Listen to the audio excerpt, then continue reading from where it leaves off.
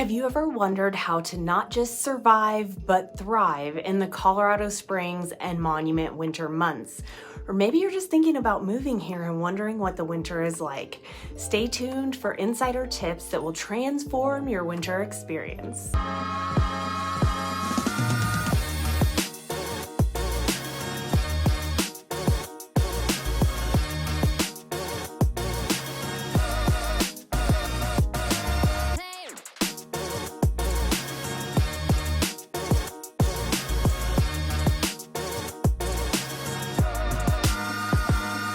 If you love Colorado Springs as much as we do, hit that subscribe button and ring the bell to not miss out on any of living your best life here in the winter or in the summer. Let's dive into the 4 key points that are going to help you master Colorado Springs winter season. These are preparation, activities, safety, and enjoyment. Winter is coming. Winter is coming.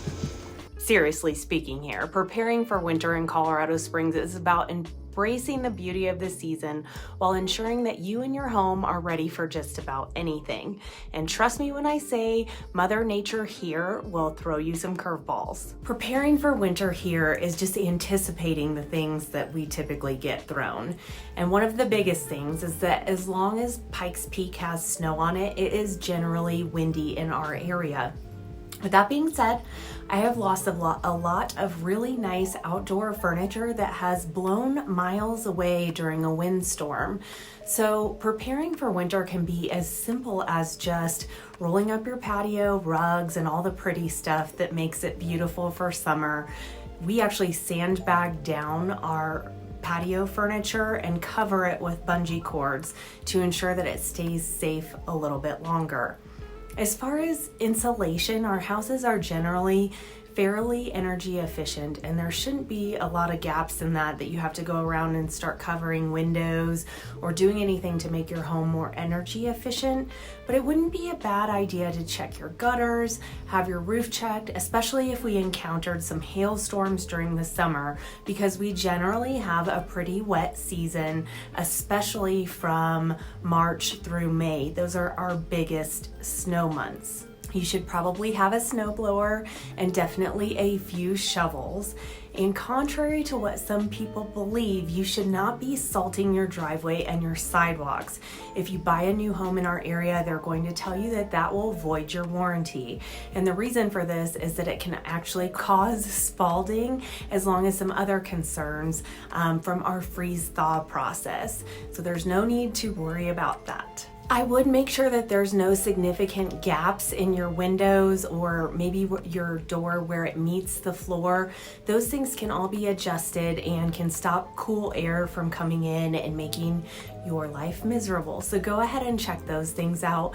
Another thing that I encourage for my clients often is to get a programmable thermostat. It's really easy to control them from your phone now, and a great way to make sure that you're being as energy efficient as possible. People ask me all the time about having a winter preparation kit. And I suppose it depends on your situation. In general, we will get a massive snowstorm that becomes passable even the next day. There's not a lot of times where we've been snowed into our home. So preparing for a big storm may require you to go to the store and make sure that you have ample food and supplies for the next day or two, but I don't necessarily believe that you need to have some winter preparation or survival kit. Now, if you are commuting from the Springs to Denver or vice versa on I-25, you probably want to have some kind of preparation kit in your car, and I'm not an expert in that, just be prepared. I do want to stress the importance of having your HVAC system cleaned and serviced each year. It's important that they do that for safety measures, and then of course you do want to have smoke detectors and carbon monoxide detectors on each level of your home for safety purposes, especially in cold weather. But if your furnace is getting older, there is always a potential that it could be releasing more harmful gases, and it's better just to stay ahead of that. Although generally mild in the wintertime, we do have very unpredictable weather, and it could be 70 degrees today and snowing 2 feet tomorrow. Again, 2 feet is a little unusual, but what you should be prepared for in Colorado is just drastically changing conditions very quickly. And a lot of that is because the weather develops right over our front range, and it's best to dress in layers, be prepared for any type of situation that can occur. We also have a very rapid freeze-thaw schedule. So a lot of times it is difficult to predict the weather here in our area. And the reason for that is the meteorologists often know that we are going to get some weather, perhaps moisture, but they don't know when the temperature is actually going to change, or it changes in different areas of our city more quickly. So if you live on the west side where the elevation is a little higher, it might freeze faster than it does on the east side of the city. Likewise with the north and south spaces in our city. And so you just have to be prepared. If you make a significant commute, I have often seen times and been stuck in them where you're coming from a separate area of the city and roads begin to close down. It's never a fun situation to be in, so maybe you can plan ahead and telecommute during the anticipation of a big storm so that you don't have to get a hotel room like I once did. Let's talk about how to enjoy winter. Colorado Springs is truly a winter wonderland that is waiting to be explored. From serene to adrenaline pumping, there is truly something for everyone. There are so many outdoor activities available in our area, which include snowshoeing. You can buy some snowshoes at Costco even and take them to Garden of the Gods, which truly offers a magical experience with fewer crowds in the winter. We have several lakes and reservoirs where ice fishing is a very popular endeavor. We also have plenty of trails throughout Colorado Springs and Monument for cross-country skiing. In fact, in the Monument area, one of the most popular is the Woodmore neighborhood. We also have a ton of things to do, like ice sculptures, the Parade of Lights, and so many outdoor festivals that you and your family can get involved in. Not only that, but we're a quick commute to many mountain towns, and each of them have their own festivals, ice sculptures.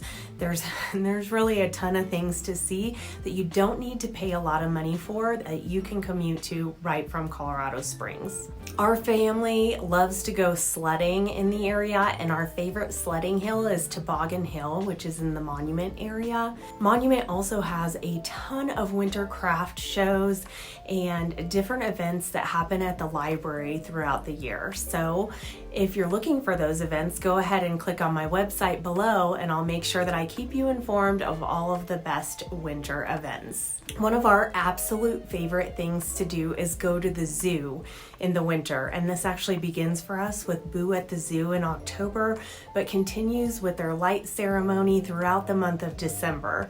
They truly decorate the zoo from top to bottom, and you can walk around and enjoy the animals.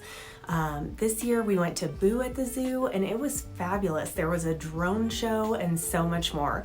It's great family fun. I provide all my clients with a home maintenance schedule for the entire year, and I provide it several times through the year. And the reason for this is we run a real risk of burst pipes in Colorado, especially as we start to enter spring, where you might actually have to water your lawn, but it's going to freeze the next day. You never want to keep your hose bibs connected.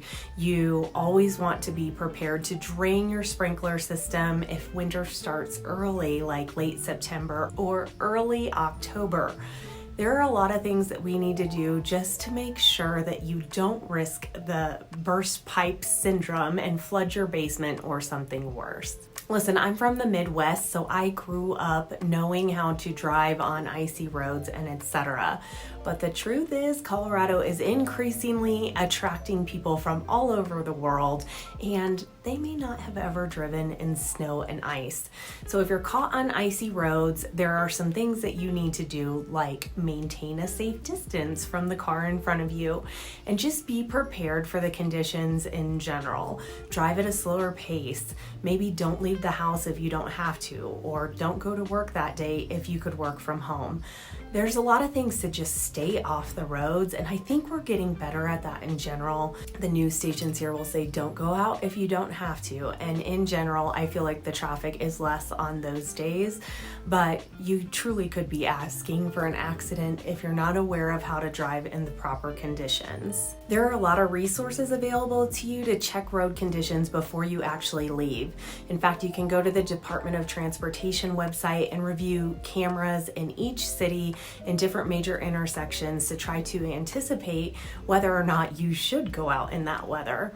Also, there are a lot of Facebook groups, just leave a comment below and I'm happy to share them with you, that are like, how are the roads in this area of town? Has anybody commuted from Springs to the Denver airport today?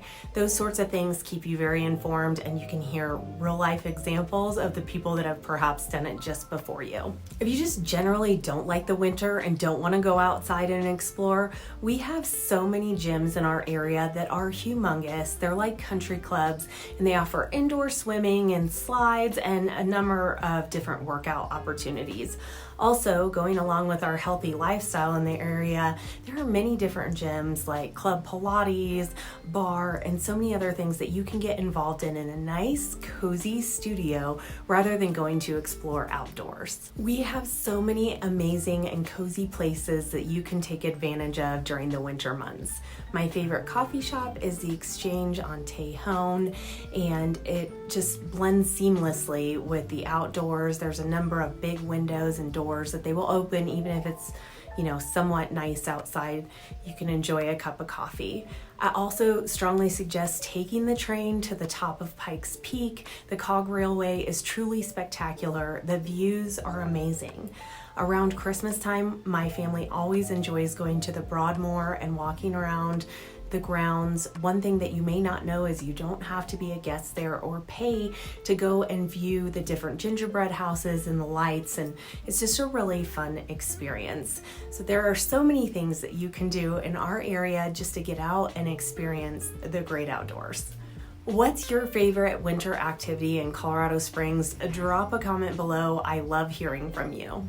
And just a subtle reminder, if you're looking to make Colorado Springs home or move up or about in our city, visit our website below and book a call with me. Let's find your winter wonderland, and I'd love to show you an elevated real estate experience. If you found these tips helpful, give us a little like and subscribe for more insights. See you next time.